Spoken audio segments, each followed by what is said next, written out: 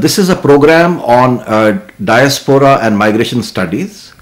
It gives me a great pleasure in this context to introduce two of our guests from China, Fu Bai Lu, Rekha, who's to my extreme right, and Professor Rakesh Vats, who was here in IGNOU for a considerable number of years and now is teaching in Xi'an University in China.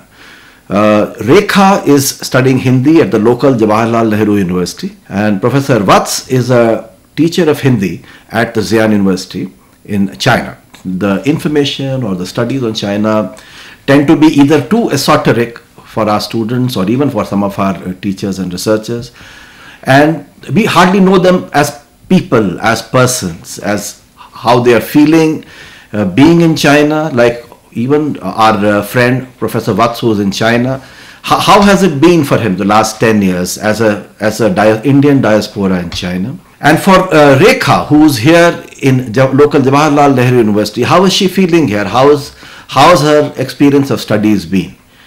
These are, of course, the ground level questions. But let me start by being a little more, adventurous and ask Professor Vats, with whom we have been talking, all of us have been talking for last so many years about this experience of globalization, of our university being constituted in the context of that globalization, the kind of experiences we have undergone since 1990s. And then this wonderful opportunity came to Dr. Vats for going and seeing all the changes which were happening in a neighboring country firsthand. आपको कैसा लगा जब आप when you had the first hand opportunity to observe the changes taking place in China at a time when the Chinese economy was just peaking and it was coming to some kind of a maturity, and comparatively in India you had gone away with a very disappointed kind of an impression that Indians have not been able to make the kind of progress which Chinese seem to be making. Do you still have the same impression, or do you think things are different? Number one. Number two, educationally, how has it been for you? You experienced IGNOU firsthand. You experienced the pangs and the problems of being in a new university which was trying to establish some kind of an educational focus in the context of globalization. How has that experience been compared to what has happened in China for last so many years? So let me share my experience first. 10 years ago, when I got a chance to go to Peking University in Beijing to teach Hindi. And that time, I think in India, most of us, including you and our friends, we knew very little about China. All our information was very superficial. And one of our colleagues in the university told me, if you are a vegetarian, and if you don't know Chinese, you cannot survive there. And it was a challenge, and it's so big countries sitting side by side for thousands of years. We had so much culture, history, but in present era, we knew very little about each other. So I wanted to go there and then wanted to experience what it's in being in China. So when I went there in Peking University, I faced the immediate problem of a language. That if you don't know Chinese, it's very difficult to interact, because Chinese have a proud of their own language, Mandarin. They don't speak in English. Everything is done in Chinese. So 2 years which I spent in Peking University, this was a handicap. My students helped me to go out and meet people. And when I came back, so I was not happy, I was not satisfied, because I knew very little about China, even being there for 2.5 years.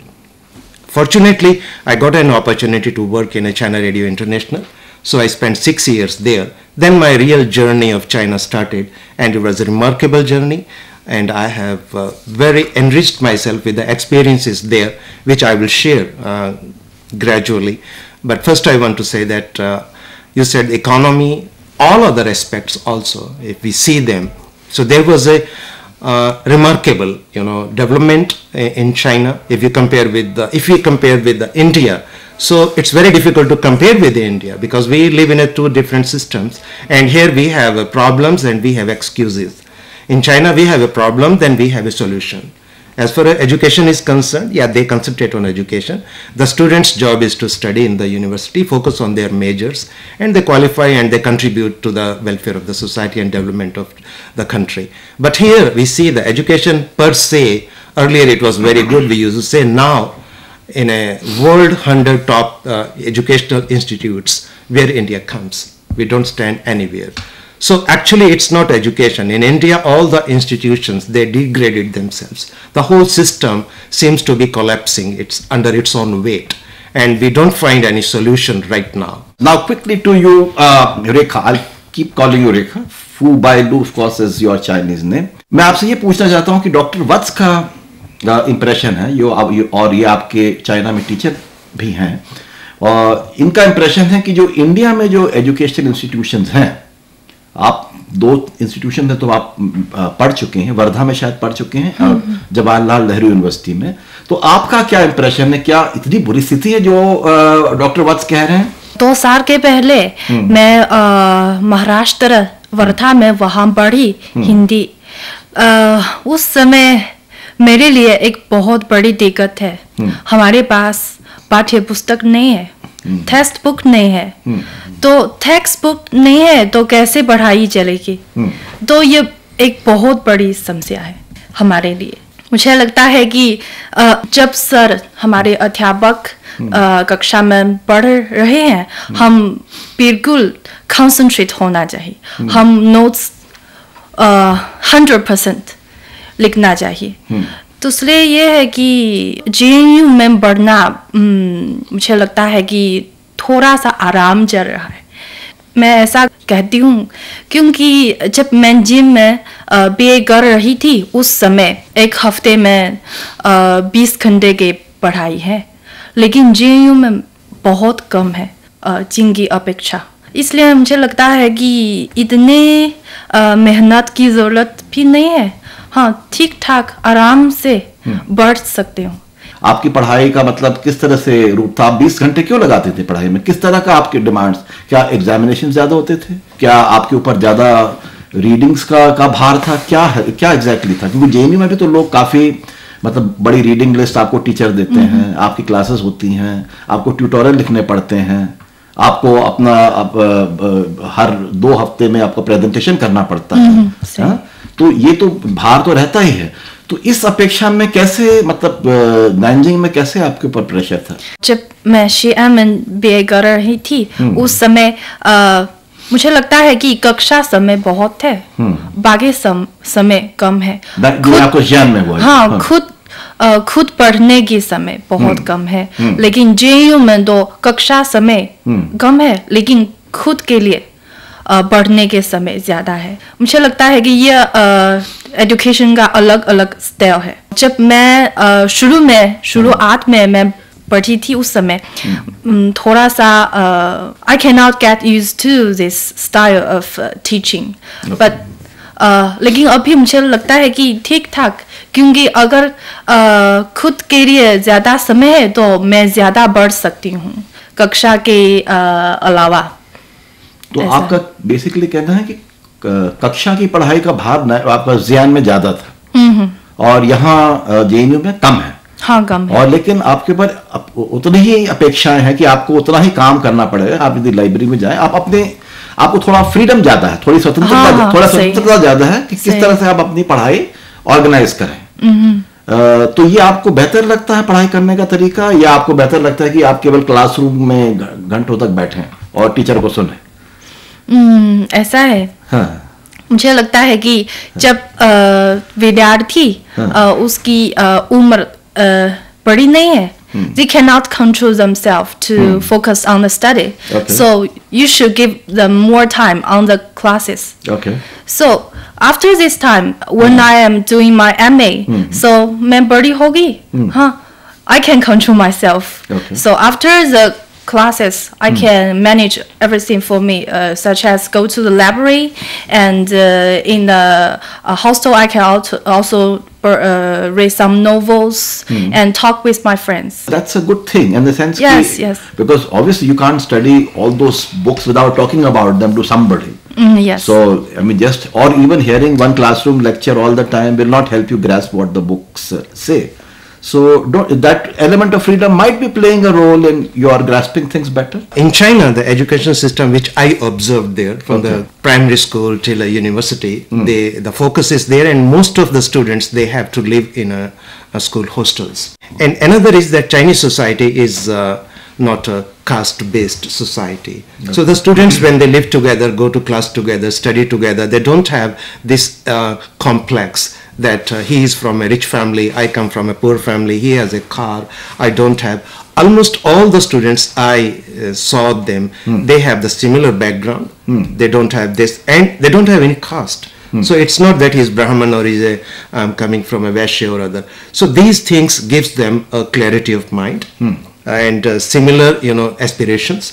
So they don't have complexes there, which we have in our society, which increasing day by day, which I feel here. Okay, they have increased. Yeah, and studying in a hostel or in a university, the system believes that the student's primary job is to learn and prepare himself or herself for the future. Okay. So they more pay attention to the education. Education is not only that if she is doing major in a Xi'an, then she is studying only Hindi. No, she has to study some other essential subjects also with them, which is necessary today, like a computer, English, or a physical education, history or Chinese history or culture. They are all part of that major. Everyone has to do that. And living in India in a hostel, if we see our university, sometimes we live alone in a room, sometimes we share. But in China, one room is shared by minimum 6 students and maximum 8 students. At all levels? At all levels. Okay. You have one small 10 by 10 rooms and you have 8 beds, like a berth in a railway compartment, and you have to live there together. And there are some other restrictions also imposed on schools, university and colleges, that in the evening, 11 o'clock at night, the light will turn off. You have to go to sleep. In the morning, 6 o'clock, light will come and you have to wake up. They will not allow you to waste your time at night after 11 on the name of a freedom or name of intellectual freedom, that no, I can only study at 1 o'clock at night. No. You have to use your daytime after classroom, go to library, study, go to mess, eat, and at night you have to sleep. Okay. You have to do that there. And students follow from the primary school till the university. And even the facilities you use in the university and colleges, for example, the water you use to drink or to take shower, you have to pay that. Every student have to pay equal money, whatever water, electricity they use. Nothing comes free in China. Okay. So when I see my own experiences, I studied in India in the universities, and water and electricity, no one cares. That if the tap is on, it's okay. Who cares? Electricity, we use all heaters and whatever, means it was a free for all. Okay. That money comes from a taxpayer's money and we misuse. I have that feeling. Okay. Another aspect in education, I see that in India, on the name of our freedom of expression or human rights, the student most often, and teachers also, they go on strike. We don't realize that if we want to develop as a society, as a country in today's world, we cannot waste our time. We can't waste our resources. What happens finally? You see the JNU expression. I went JNU other day to meet her. I saw that there is some demonstration on some Cuba or some Israel on that. So JNU tries to give a student an intellectual, or you can say feed, or they try to give them a freedom to become a global citizen and have a concern about all those global. But when you step out from JNU after 4 or 5 years, what happens? You find yourself in Indian society completely misfit. Because you have to deal with a day-to-day problem. You have to hunt for a job, which doesn't come so easily, and you have to do all those things which you are not ready as a student or as a young person. Then your dreams and whatever you learned, you start disbelieving that. The transition is easier. Transition is very easy. Why I say so? Because from high school onwards, during your winter and summer vacation, all the students, they get a chance, or they try by themselves, go to the countryside and do part-time jobs. They first hand, they experience the life in a villages, how people live there. They help them and they tell them how to do things, what they know, and they also learn from them what their life is. similar things happen in a college and a university. Once you are graduate, you are not just a bookish knowledge you have come out with. You know overall what's happening. Second, what they do part-time jobs. They learn how the life is going to deal with them after they come out of the educational institutes. So what you are saying effectively is that this kind of a lifestyle on campuses basically facilitates easier transition into the world outside, into the economic world, let's say, outside. Because that's the world you're talking about. I mean, what you are saying is that apart from the economic world, there's no other world, effectively, is it? Okay. Yeah. That's a point which is coming out very strongly from what you said. Okay. Number two, what you are saying is that discipline they learn on campuses basically helps them to make the transition. I would rather look at it this way, that look, you have seen there is a certain element of freedom to organize your studies.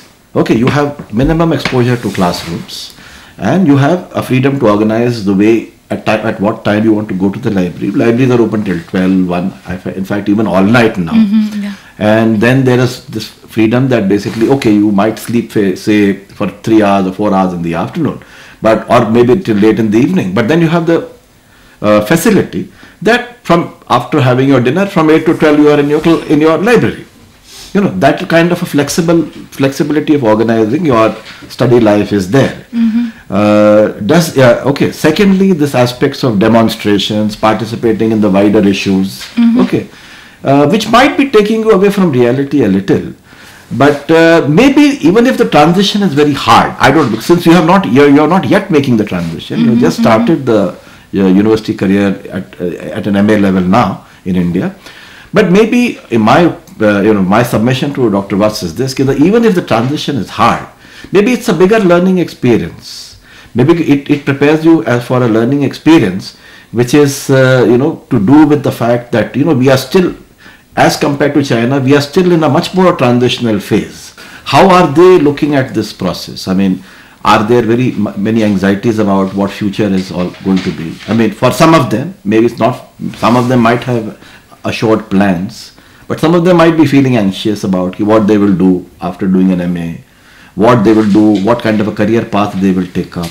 Okay. And they must be also wondering amongst themselves whether this is the right kind of education they get. Everybody questions it in the process, especially places like Jawaharlal Nehru University or universities which go for postgraduate education. As a Chinese student in India who has experienced the assured career paths or assured transitions in China, when you see this kind of a bit of a flexibility, when you see the flexibility in terms of the way you can study, the flexibility of organizing your life the way you want.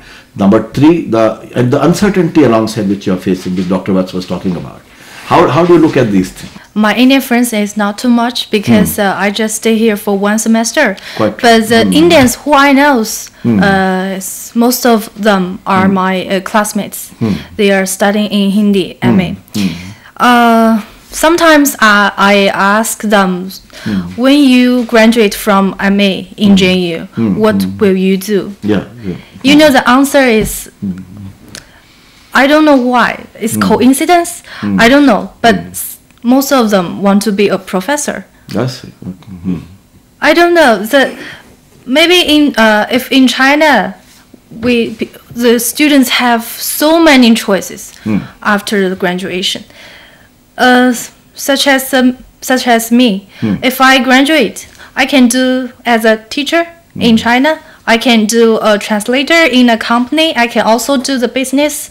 I can also be in administration in a company. I can also go to the embassy to be a translation, to get the translation work. So people have so many choices after them graduation. Awesome. But I don't know why all my classmates, all of them, want to be a professor. And I asked them then, so will you do the MPhil in India? They said, yes, I will. So I keep asking, so after MPhil, what will you want to do? PhD. So I don't know why after the MA, they don't want to take some real experience in the society, such do some part-time job or give them just a chance to feel the real society, what it's like, and maybe it's a different ideas about the future, but I think the freedom which the Indian give them and the campus give them, they could use them better. Okay. Not in a small space. They can keep thinking what about the future they will face. They always be optimistic. I don't know, because in China, every student, we have our BA program is 4 years. After the third year, we're so anxious about our future. We're hunting for the jobs to find some chance to practice ourselves, to get ready to go to the society. This is very important because in India, our major, like Hindi, she said they want to become professor. In China, major essentially has nothing to do with your job. Means if you are a Hindi major, it doesn't mean that you are going to find a job only in a Hindi area. No, the companies will take you. Means the Chinese education system prepare you with different majors, but you are capable, you are able to do everything now. You are ready to learn after graduation. What is the input which goes in, or what the experience in the education institution which goes in China? See, so you have been teaching postgraduate. Yeah, like she said, that after third year, in a graduation we are talking, undergraduate students. After third year, every student, everyone is worried what he or she is going to do next 4 years. Okay. Because they are looking for a job. And they will get a job essentially after that. And they go for training, they go for some experience. So I think it's a little different from what we have in India. Maybe our society doesn't provide that kind of opportunities to all the students, those who come out of an educational institute. We have a different system over here. So the point both of you are making is that the Chinese students within the Chinese institutions are more tuned into the economic opportunities which are available to them after they complete their degree. What is you're talking about economic opportunity? As compared, if you don't have something to eat, how you will survive? That's the basics. So job is very important for a student, whatever you study. If you don't have a job, all your education, whatever, it goes to the dustbin. That is basic. That is if you don't have a job after doing PhD, what you will do then? I take your point. You can't do research. You have to find a job first. After that, you can do what you want to do. And as far as higher education is concerned, now Chinese research paper, you can see the data, they are contributing a lot. I was only trying to make a distinction. I mean, in the way things were being perceived in China and here. And probably I'm just taking the case of JNU as an example because Rekha happens to be from JNU. And you too. And I have a past in JNU. That's it. Okay. No, but that's the point which I'm trying to, I'm just trying to delineate, because this is our familiarizing lecture, introductory lecture. I'm just trying to delineate how the two systems are looking at these two things. Right. And to me, it seems that the students, say, for example, who are studying in the Jawaharlal University or universities of that kind, are prepared to face a far more uncertain future as compared to, or especially at a time when they're studying. I don't know what happens after that, but at a time when they're studying, they're prepared to be a little more uncertain about the future, which is coupled with some freedom to organize their studies the way they want to organize. Okay, as compared to the Chinese student who go through a more, let's say, a kind of a training which is more oriented towards giving them jobs and opportunities in the economy immediately after as they pass out. No, we missed one point we missed actually. Okay. In a university education in China, they too have that exposure to the world issues. They have their associations, they deal, they have seminars, they debate. Yes, that they have different associations. They learn how to, even they have a United Nations body, their students' body. So they have that exposure there also. Very much within that disciplinary paradigm. Yeah, sure. This is the point you had been emphasizing, isn't it? as compared to the fact that that disciplinary paradigm might not exist in the university in which you are studying. Because then, in that context, I'm just trying to make a differentiation. There is a level of uncertainty with which a student in an Indian university lives. Of course, he or she also wants a job. I'm not denying that. But the tuning in of the educational system in China is more towards the job. This is the point which I'm getting from both of your arguments. Okay. Agree, Now, whether this works for good or bad is a value judgment, number one. Number two, also it's a different question depending on the individual choices people make. But we can safely make this kind of a delineation. Yeah, sure. Okay. Because you said, for example, in the hostels, they share 8 a room. Then there's a discipline, this thing, 10 o'clock, 11 o'clock, everybody has to sleep. Whether you're a PhD student or you're a BA student or whatever. As compared to the example of Jawaharlal Nehru University which we had, where there was comparatively little more freedom. So to me, we need to, at this stage of this discussion, as we are winding up this discussion, these two differences we need to place squarely in front of our audience and our students, that well, the Indian students in the Indian universities tend to be far more faced with uncertainty or are used to handling that uncertainty, and which our friends from China are experiencing. They have seen that in first hand, and they find this as a different feature, and that's a part of their diaspora experience here. Whereas as a part of your diaspora experience in China, you have acknowledged that it is the disciplinary or a more disciplined kind of a approach towards university or educational life, which probably facilitates their transition into economy in a better manner. Okay, so that in that sense, China seems to be more tuned, or Chinese educational institutions seem to be more tuned into the economy than the Indian institutions, especially the state-funded ones like the JNU and so on. Thank you.